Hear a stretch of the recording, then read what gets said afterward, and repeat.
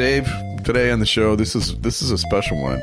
We're joined by a trailblazer, the first African-American Rockette. She shattered barriers at Radio City Music Hall. She helped reshape one of America's most iconic dance traditions. And from her appearance during the Super Bowl halftime show to her inspiring journey of resilience, she's a cancer survivor, advocate. What is she doing slumming with us? I know. She's... yeah. So we're talking about someone who has, strength and power and is a very important person. Our guest today is Jennifer Jones. And didn't you just tell me right before we went? And she's got a book. She's got a couple of books. She has a doll. Yeah. We'll find out more here momentarily because it's time for Minutia Men Celebrity Interview.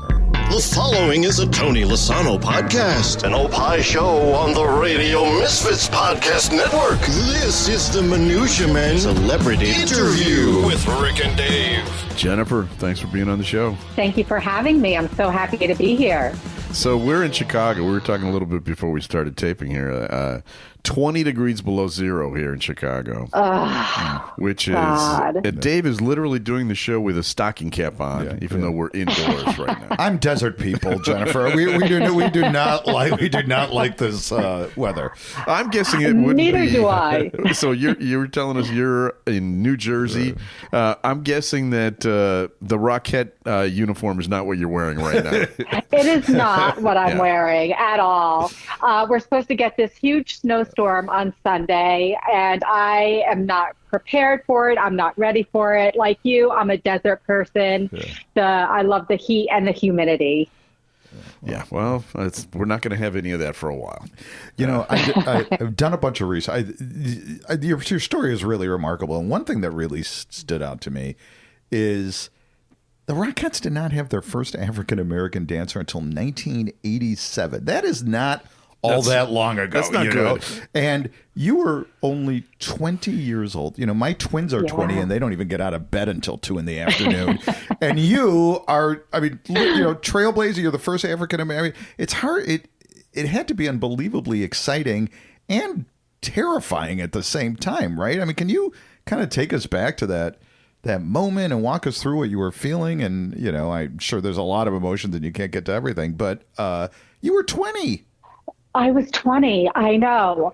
So my love of dance started when I was a little girl, and my dream was to be on Broadway. So when I was in high school and all of my friends were getting ready to go to college, my parents were going through a horrible divorce. And so they really weren't too involved in my college career. I went to my guidance counselor extremely late in the game and told her I wanted to go to Glassboro State College and I wanted to dance. And she told me I was not ready for college. And at that point, I had no idea what I was going to do with my life. I went to a local college. I majored in dance there. And then I started going in and out of New York City. And I learned the ropes. I learned the trade of the business, how to audition. And the trades paper came out, and I was looking for my big Broadway break. And my friend saw the Rockette audition, and she said, Jennifer, you would make a perfect Rockette. You should really go to this audition. I didn't even know who the Rockettes were. I had no idea. And I said, I don't know. The morning of the audition, being very green in the business, I went to the audition just to learn how to wear my hair, do my makeup, what leotard I should put on, and get over the fear of being intimidated with all these other, dancers that I thought were so much more advanced than I was. So I did not know anything about the Rockettes when I went into the audition at all. So it would take my 15-year tenure to really learn the ins and outs of the vision that Russell Market had for the Rockettes and where all the racism stemmed from and how I fit in and what I experienced throughout my career there. You mentioned what the races, where it came from. What did you learn about that? So Russell Market, the founder of the Rockettes, founded them in St. Louis, Missouri. Say no more. We got you. That's a little inside Chicago, St. Louis joke there. Yeah. Sorry, go ahead. Right, that's okay. So there were the Missouri Rockettes. And back in 1925, black dancers were not even allowed to be on the same stage as white dancers. That was just the norm back then. Yeah. When they came into New York in the 1930s, that's when we had the evolution of the black dance companies, Dance Theater of Harlem, Alvin Ailey, Twyla Tharp, and that's where we get all of those rich, dances now.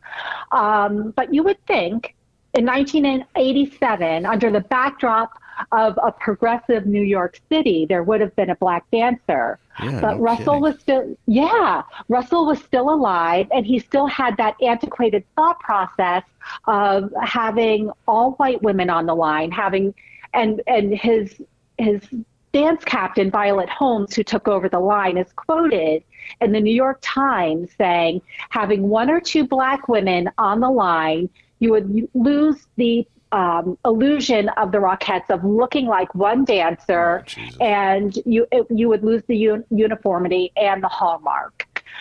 So it was the antiquated thought process that kept, even though black women kept auditioning, kept them away from the line. And I think it was Radio City at the time and Hazel and Duke from the NAACP knocking at Radio City's door saying, you are not an equal opportunity employer. And I think under that pressure, they caved in and they had to hire a black woman. When did he die? He died in 1988 or 1989. Oh, okay. It was shortly after me. So you basically killed him. Yeah. Hey, wait a minute. What's going on up there? Good for you.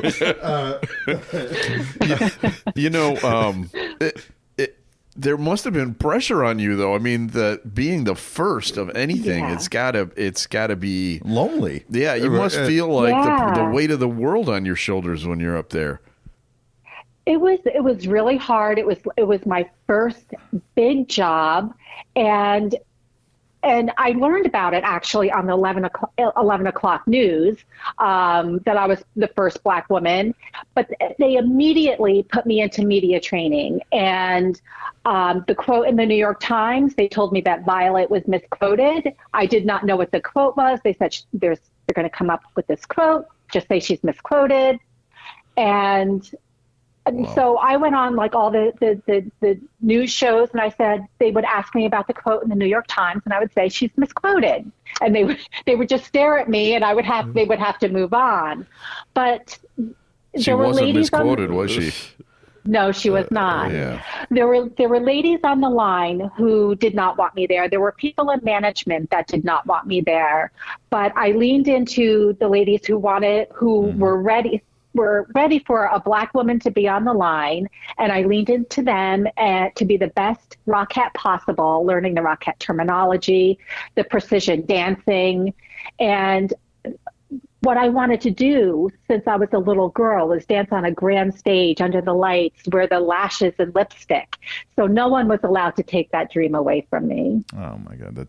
So Rick and I don't know if we mentioned on the air before, we were in New York just a few weeks ago. Yeah. And we went to the Jackie Robinson Museum, right? And it was one of the most, it was a really moving experience. And I'm seeing a lot of similarities with, definitely. He was what? 25 years earlier, 60, whatever. But what the museum was, there was a lot of people that didn't want him there, obviously, but there were some that really were advocates. And it sounds like you had the same thing. So there were people that did root for you, right? Absolutely. And I'm so thankful to the ladies on the line when I came in, and they taught me what to eat during my break, how to nourish myself, how to be the best, Burger King, right? Didn't you do a lot of Burger King, a lot of McDonald's? Yeah. You could get pizza red meat. Yeah, you could get pizza for 40 cents back then, probably in New York. Probably. But I'm really thankful for those ladies. And I was alone on the line for about 4 or 5 years before the next Black woman came on. So it was really difficult during that time. But I'm glad that the doors are now open. So any child that goes to see the Christmas show, they can see a reflection of themselves on the stage. It must be so gratifying when, I'm sure you get this, you open the door for me all the time, right? I mean, that's got to be a very typical refrain from people. Absolutely. And I'm so thankful for that, because there are women on the line who have careers being Rockettes. The dance captain, swing, and assistant choreographer, Danelle Morgan, is a Black woman, and it's her 20th year there. So, and she really changed the mold of the line and how it looks and the precision. So I'm very thankful that she's there, and it's beautiful to see, a reflection of everyone. How many Rockettes are there at one time? So that's a tricky question, because when I came on the line, there was a roster of women of 36. 36 women fit across the stage at Radio City Music Hall. That's why there's 36. Okay. There were 36 ladies. And that meant being on the roster, you had full-time benefits, you could take maternity leaves, you can take a leave of absence, full, medical care, and still have your job if coming back from having a child. Okay. Okay, so Jim Dolan, he broke the roster in 2001, and now there's only a handful of women who are considered full-time Rockettes. And I think, I'm not sure, there's maybe about 10. The other ladies have to re-audition every year, and they have to come, or they're asked to come back for the Christmas show. So, and there's 2 casts for each Christmas show. So 72 women, and then maybe 4 swings for each show. Okay. For the Christmas show. So most of them, do they not? You mentioned benefits. Are they like freelancers almost, or like part-time employees? Trying to break the union. Yeah, I mean that's. Yes. It sounds definitely right. Yeah. Some ladies, I don't know, they may file for unemployment. I know some other ladies teach dance. Some ladies are Rockettes because they're continuing their education. Some ladies have become heart surgeons and attorneys. Wow. So every woman has a different, vision for their life. But yeah, they broke the roster, they broke the union, and I fought to keep the roster because I was going through a horrible divorce and I had 2 small children, and I was able to go back to my job on the line. And I wanted that for the other ladies, but my voice wasn't strong enough against Jim Dolan to keep it. So all those years that you were there, you had some high highs, including performing at the Super Bowl. Yeah, that had to have been a crazy, How was that? That had to have been just nuts. That was my first job. And, being in a football stadium, having it televised, and being the first Black woman to dance with the Rockettes and to do a kick line in front of all of these people, I was so nervous. And we performed at the halftime show. So at the end of the second quarter, they called 15 minutes, get ready. And then with all the flags and the timeouts, it turned out to be another half hour. So my nerves just kept raising even more. But once the music started and once I ran out onto the field, it felt like I was supposed to be there. It felt like home to me. Me and the music were one. And then when I went to do the kick line, it was everything that I could have ever have dreamt, even more than being a Broadway star. It was just an amazing feeling. Well, 1 billion people were looking at you. Do you remember which Super Bowl it was? It was Super Bowl 22. It was 2 years after the Bears So won. who was playing in it? Was it the Giants? No, it was the Redskins and the Broncos. And that was actually Doug Williams. He won that game, and he was the first quarterback. The first black quarterback, yes. Oh, that is awesome. Kismet. Yeah. That is great. You know, the Rockettes are famous for those synchronized kicks. And Dave and I, we were just there at Radio City Music Hall, and we were standing outside. I'm sure you've seen the Facebook post. And we tried to do the synchronized kicks. Yeah. And let's just say, you know, they should really have an EMT on staff somewhere around there for older gentlemen who want to try that. But you know, so the thing that I did a lot of research on. You guys are always smiling during the kick line, right? How hard? Yeah. What is the hardest part? Is it the kicks? Is it the face? Is it the breathing? I mean, good God, that sounds. I mean, it's impossible to do. How did you? You're like a freak of nature, and your other 31 are other freaks. So how did you guys? I mean, what was the hardest part? Yeah, what is the hardest part in that whole?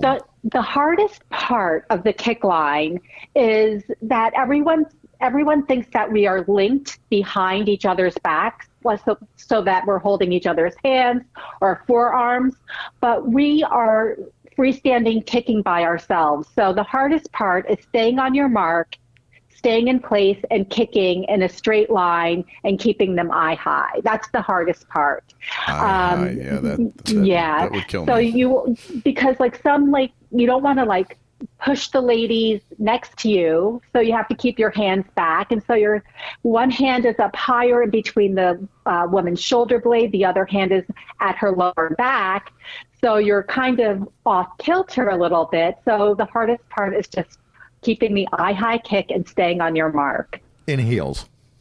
In heels. And costume. Yeah. So what, do you have any other favorite memories other than the Super Bowl from your time there? I mean, you must have done all the big events. Yes, I have so many memories, but one that stands out is we did comic relief with Whoopi Goldberg, Billy Crystal, and Robin Williams. Yeah.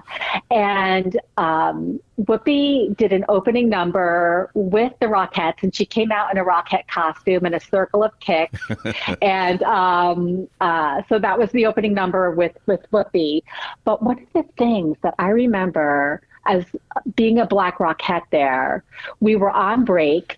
Was a lunch break, and we're all in the house. We're doing tech rehearsal, and the lighting guys have a screen pulled down, and they're doing jokes on the screen with the Saturday Night Live puppeteer Little Bill or Bill. Yeah, Mr. Bill. Mr. Bill. Mr. Bill, yes. And we're all laughing. Whoopi comes from the back of the house yelling. She's like, "What are we doing? Why isn't anybody working?" And the scrim went up, the lights went down, and it was the first time that I saw a Black woman come in and take charge and everybody get back to work. And that really got to me because I had never seen that before. And I took that in, and I'll never forget that. And she is someone that I look up to. And that show was amazing. That comic relief was amazing. Did you ever have a chance to tell her? Whoopi? I did not. No. Yeah, well, she'll know now. She's a big I hope so. fan. Hey, real quick, tell us about your book, and plug away. Yeah. How do people find it? I know it's been out a couple of years, but it's and the doll and the the doll. Tell us about the doll. You're like a merchandising maven here. Tell us everything that you got here. So you can find everything on my website, RocketteJenn, JENN.com. I first have my children's book that came out in 2023, and it's called On the Line. And I want to try the children's book so kids can know to follow their passion, to follow their dreams, and to have the parents really encourage that and foster that dream, whatever it is, whether it's playing soccer or being a chef And I really love the last line in the book. And I really hope the last line fosters a conversation between the parent and child. And then I wanted something tangible to go with the book. And so I designed my dancing Jen doll, that thoughts become things, never give up on your dreams. And it's just something that they can always look at and have in their hand and know that they can do anything. And I have my memoir, Becoming Spectacular, The Rhythm of Resilience. And for years, I just wanted to document my legacy about the Rockettes because I felt like it has just been brushed under the rug. And I really wanted the highs and the lows and for people to know what it was like for me as a first to come onto the iconic Rockette line. And I wanted to talk about my cancer battle and about just about my life, and just to let people know if they're going through something that is uncomfortable, to know that they are not alone and there's always a light at the end of the tunnel.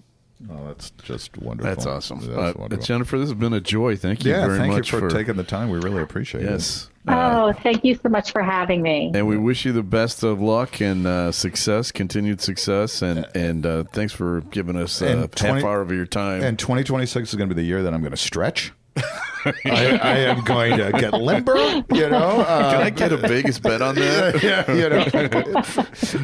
You can't hire Jennifer to help you. That would be cheating. Well, yeah. Much luck to you. And if you're ever in Chicago, let us know. Yes. And next time we come do the kick line, we'll give you a call. We should have had you. Oh, yeah. Next time, Dave. Yeah. Okay. Next time I'll do a tutorial. Okay, that would be fantastic. Thank you.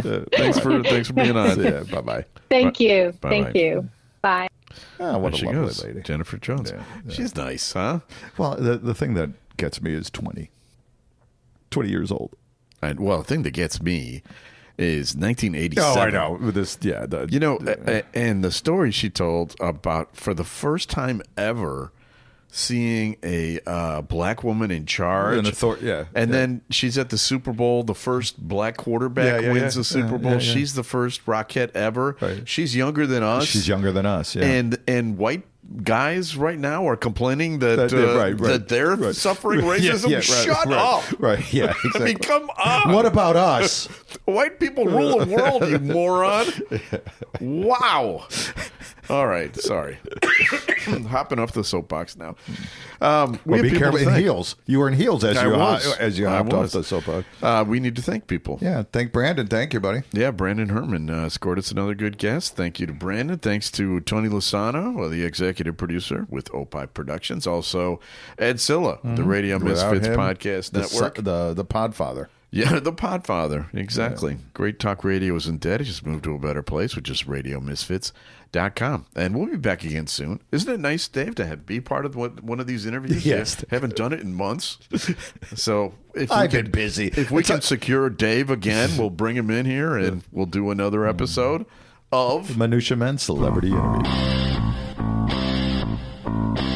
The proceeding was a presentation of the Radio Misfits Podcast Network. Find our other great shows on iTunes, Stitcher Radio, and at RadioMisfits.com. Thank you. This has been a presentation of Opie Productions. Tony, can you shut up? Be sure to tune in to Free Kicks with Adam and Rick. Our podcast highlights the best soccer league in the world, the English Premier League. We recap the previous week's games and preview the upcoming games. I do it from an American point of view. And I do it as an authentic Brit, accent and all. That's authentic, right, Governor? Not exactly how I say it.